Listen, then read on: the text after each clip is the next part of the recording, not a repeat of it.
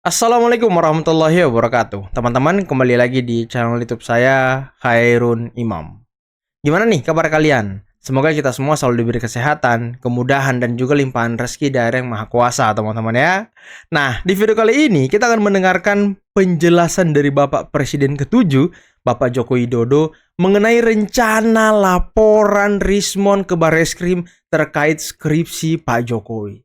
Dan respon Pak Jokowi, teman-teman, sangat amat mengejutkan. Ya silakan laporkan saja, saya akan melayani. Waduh. Ini yang kita tunggu-tunggu. Pak Jokowi yang akan melawan gerombolan-gerombolan pembenci ini, teman-teman. Dan sepertinya laporan Pak Jokowi di Polda Metro akan terus bergulir dan sebentar lagi akan ada nama-nama tersangkanya nih. Dan menurut penasihat Kapolri, nama tersangkanya ini akan lebih banyak, teman-teman. Waduh, sepertinya kita akan berbahagia nih. Minggu depan mungkin ya. Semoga saja lebih cepat, teman-teman. Biar kita syukuran tuh. Syukuran Idul Adha, syukuran lagi mereka ditangkap. Nah, selain itu, Pak Jokowi juga menanggapi dan juga merespon dengan tegas surat dari Purnawirawan TNI Polri yang ingin memakzulkan Gibran, teman-teman. Karena ya seperti yang kalian ketahui bahwa Purnawirawan ini sudah menyurat ke MPR dan DPR untuk memakzulkan Gibran. Nah, selain itu, ada penjelasan dari Bung Sylvester mengenai posisi dari Roy Suryo dan juga Rismon. Yang menurut Bung Sylvester ya, mereka hanya kurcaci. Wah, maksudnya kurcaci ini apa ya? Apakah ada di belakang mereka? Apakah Bung Sylvester akan membongkar siapa yang ada di belakang mereka? Nah, ini yang kita tunggu-tunggu. Selain itu, teman-teman, ini ada video di mana Anies Baswedan sepertinya lagi main presiden-presidenan lagi nih. Kok orang ini hobi main presidenan ya? Apalagi anak-anak abah nih. Setiap ketemu Anies presiden, Anies presiden. Nggak move on orang-orang ini, teman-teman. Aduh, bingung saya gitu. Ayolah, sekarang kan presidennya ini Prabowo dan Gibran, wakilnya. Ya nanti kalau Anda mau Anies presiden, ya bertarung lagi di 2029. Kalau menang. Oke teman-teman, untuk lebih jelasnya, mari sama-sama kita simak videonya berikut ini. Manusia para yang berniat memahami skripsinya Bapak sudah mau melaporkan skripsi. Ya dilaporkan saja setelah ijazah nanti dilaporkan, nanti skripsinya dilaporkan, setelah itu kakaknya dilaporkan, Kakak dilapor, setelah itu KTP-nya dilaporkan, setelah itu SIM-nya dilaporkan, terus nanti sertifikat tanah rumah dilaporkan. Tak layani. Dengar gak teman-teman? Tak layani. Waduh, dan sepertinya ya, Pak Jokowi sedang mempermalukan Rismon, Roy Suryo, Tifa, dan kawan-kawannya loh. Katanya nanti KTP dilaporkan, kakak dilaporkan. Emang aneh orang-orang ini ya. Mereka kalah di ijazah, skripsi dilaporkan.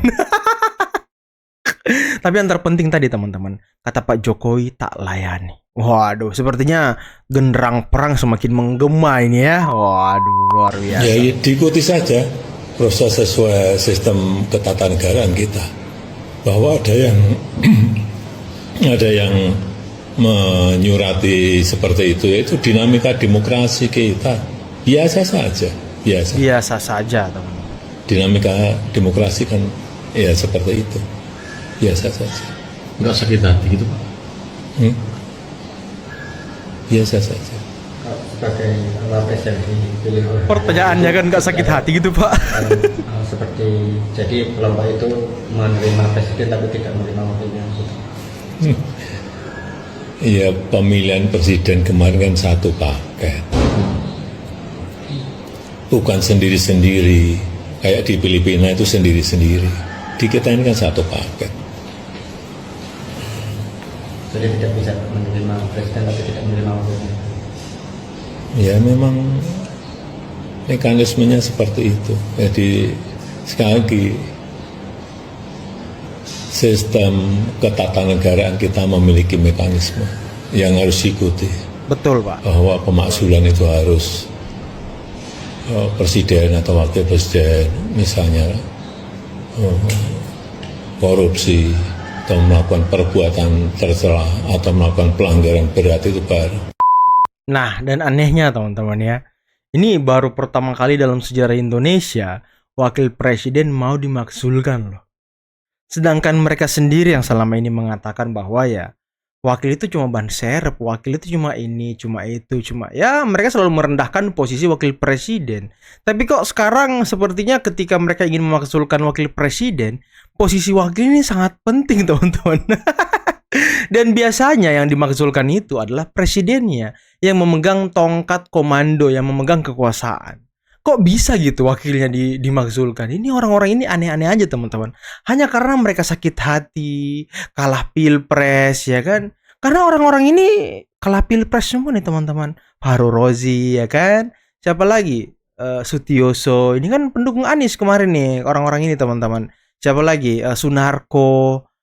Aduh, dan lagi teman-teman, bagusnya Pak siapa Tri Sutrisno, mantan wakil presiden kita yang juga jenderal TNI itu purnawirawan, tidak menandatangani pemakzulan Gibran.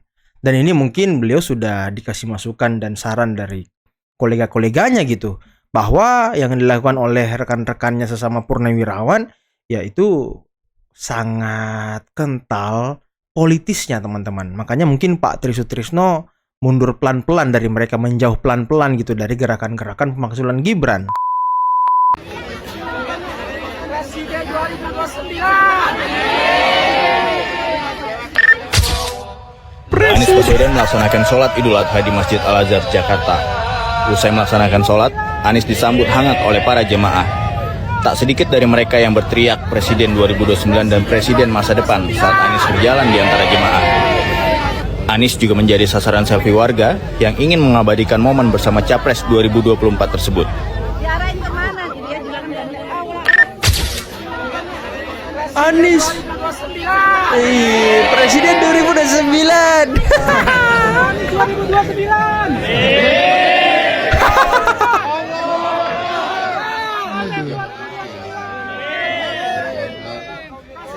Pemimpin idaman.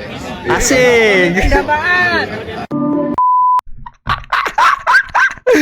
Aduh, pemimpin idaman, pemimpin dambaan. Emang sekarang Anies pemimpin gitu? Anies 2029. Ngebet banget ya kan Anies mau jadi presiden. Saya sarankan ya bagi teman-teman yang mau Anies jadi presiden secepatnya gitu. Kalau mau secepatnya, minta aja tanah sama Firdaus Owibowo tuh. Katanya kan kemarin mau ngasih tanah buat gerombolan Panci nih, disuruh bikin negara Panci gitu. Kali aja Anies bisa jadi presiden Panci ya kan? Bisa aja teman-teman. Nanti minta tanah 1 hektar sama Pak Firdaus Owibowo. Kali aja dikasih ya kan buat negara sendiri. Pemimpin masa depan. Bekas-bekas dulu memimpin Indonesia, kan mereka nggak puas atas hasil Pilpres 2024 yang mana Prabowo Gibran menang.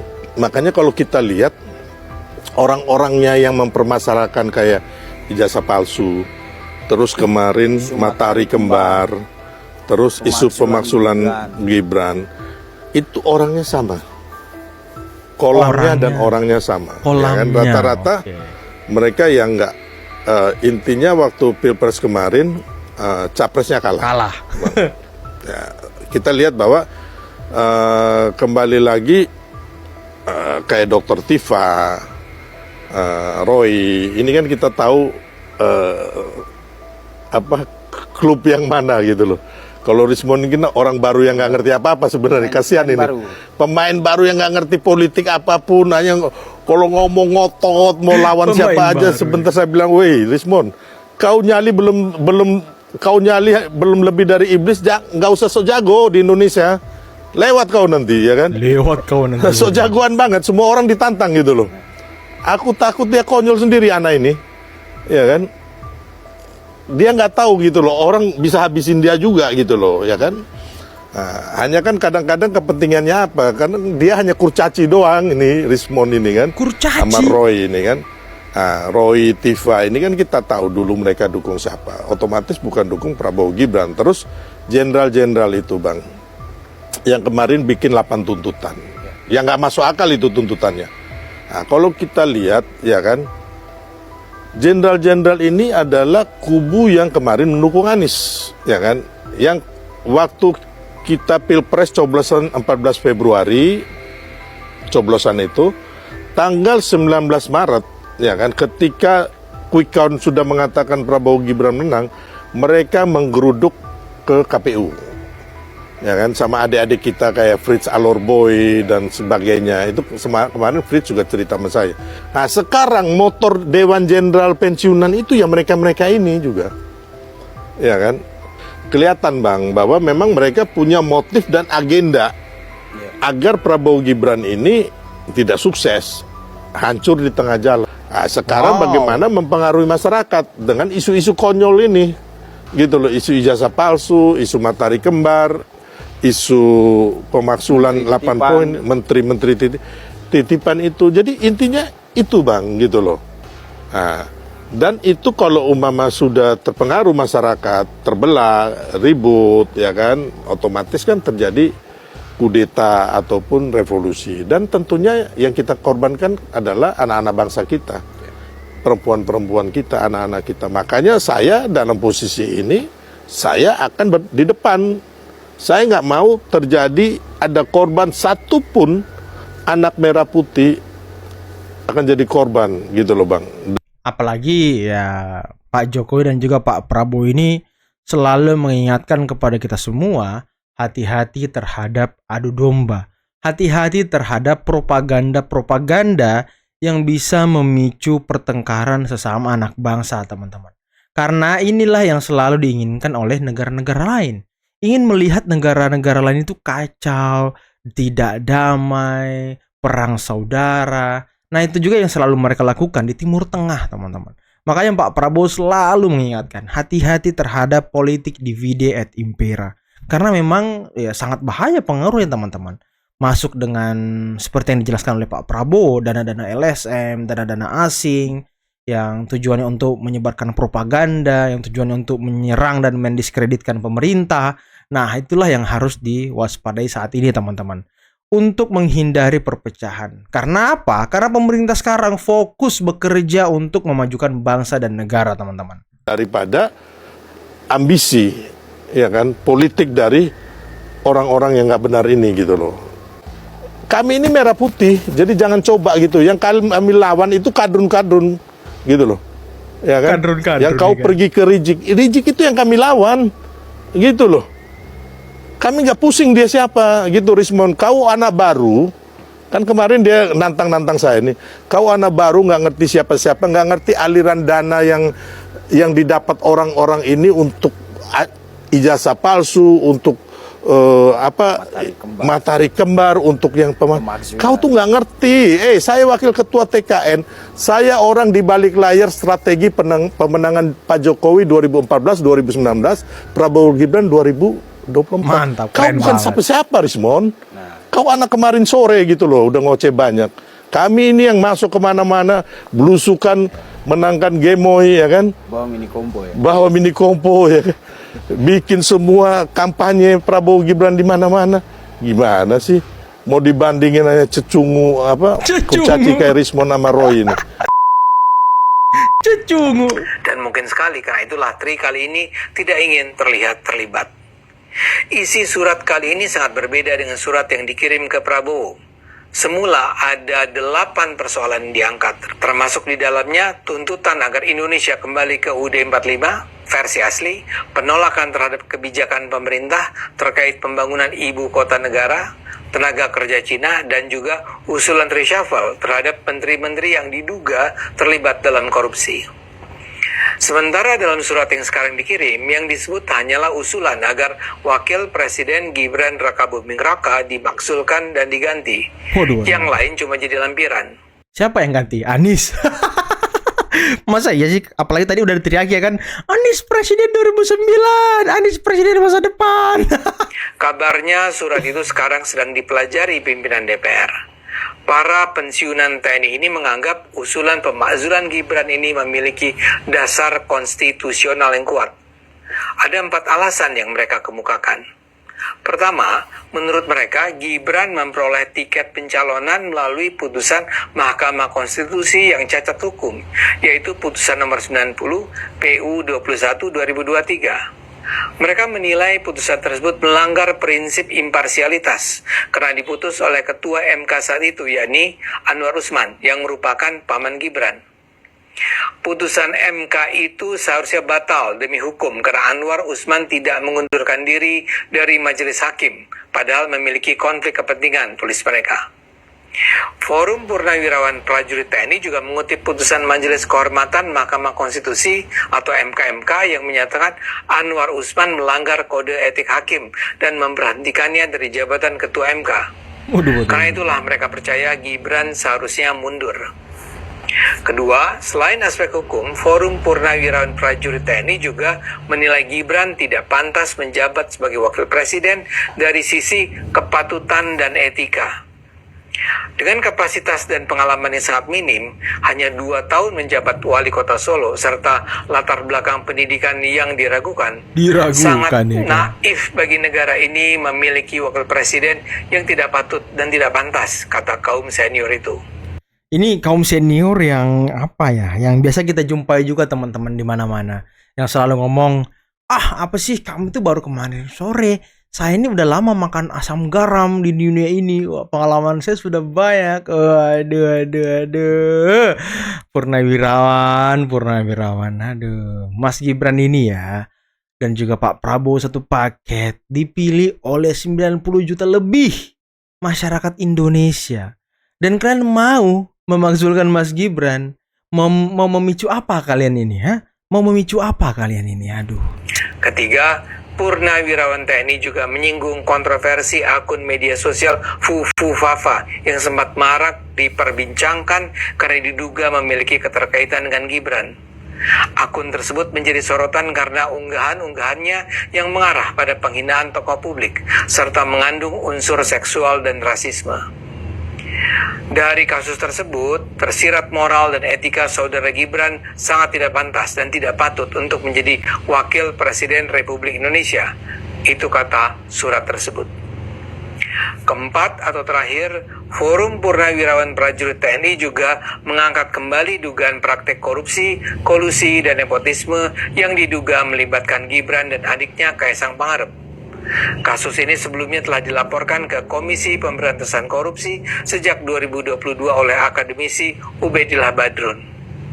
Atas dasar 4 hal itu, Forum Purnawirawan Prajurit TNI mendesak DPR segera memproses usulan pemakzulan Gibran sesuai ketentuan hukum dan konstitusi yang berlaku.